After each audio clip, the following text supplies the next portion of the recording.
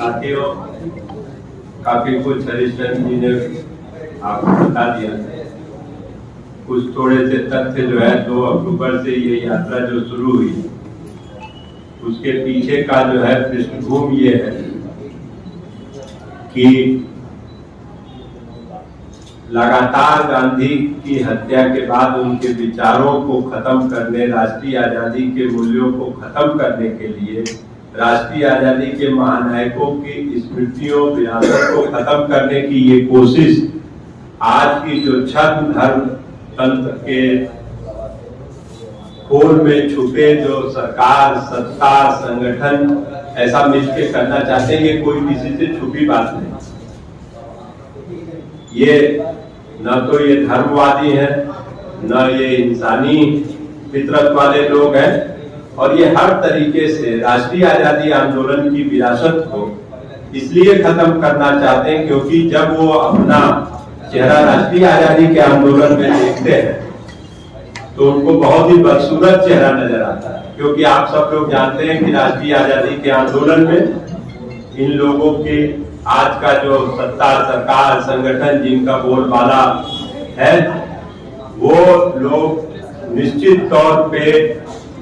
अपनी पूरी आजादी के आंदोलन में इनकी कोई भूमिका नहीं रही, व्यक्तिगत से लेकर संगठन। तो आजादी के आंदोलन में इनकी जो है गद्दारी सब लोग जानते हैं, और उस आजादी के आंदोलन को नष्ट करने की कोशिश, उसके सारे विरासत को नष्ट करने की कोशिश आचार्य नरेंद्र देव का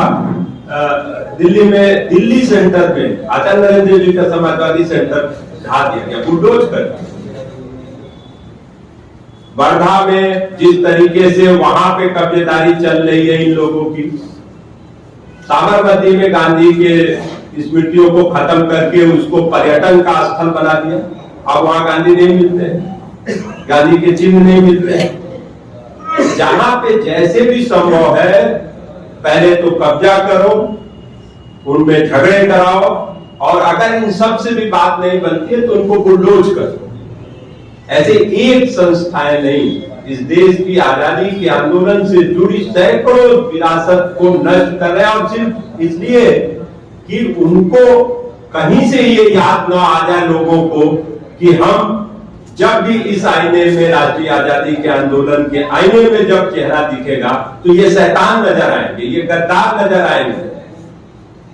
इसलिए इस आईने को तोड़ देना, खत्म कर देना, ये पूरी सोची समझी बात है।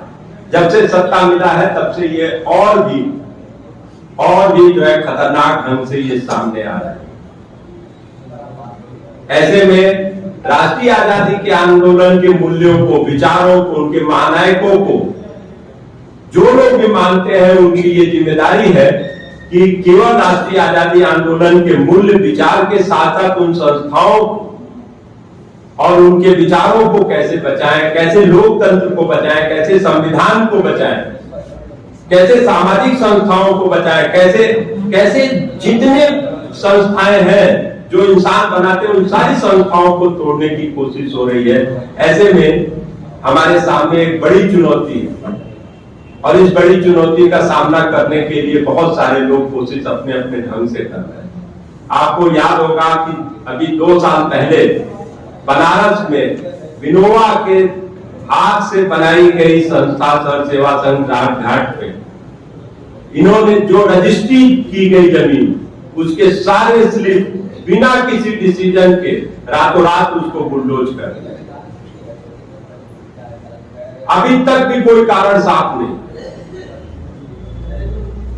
क्यों? क्योंकि हम सरकार है, हम आनंद कानन बन, मुझे पता नहीं है कुछ इस तरीके का नाम से क्या बन रहा है, लेकिन वहां पे मोदी को वो बीच में वो जगह ठीक नहीं लग रही थी।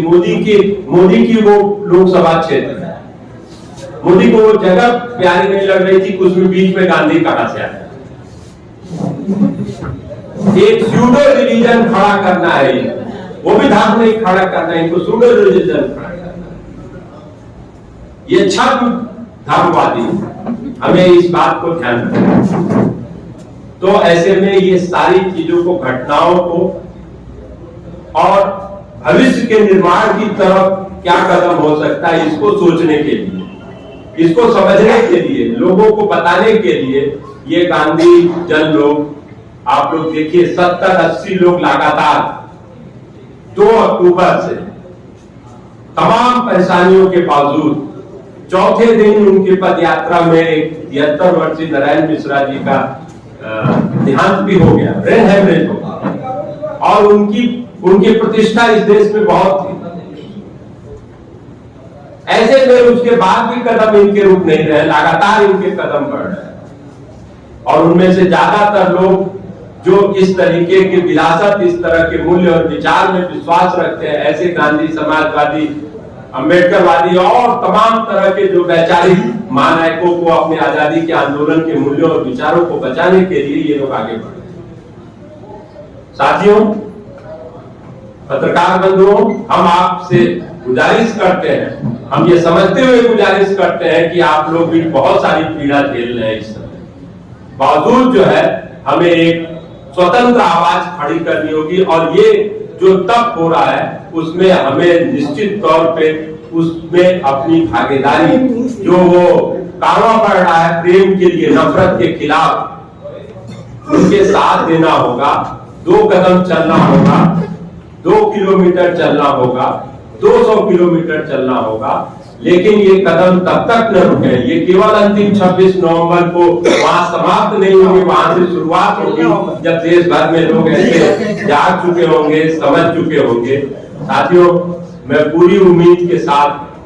पत्रकार बंधुओं से ये गुजारिश करता हूं, वो उनका कर्तव्य बोध याद दिलाने के लिए मैं कह रहा हूं कि उनकी आवाज को बड़ा करें और लोगों तक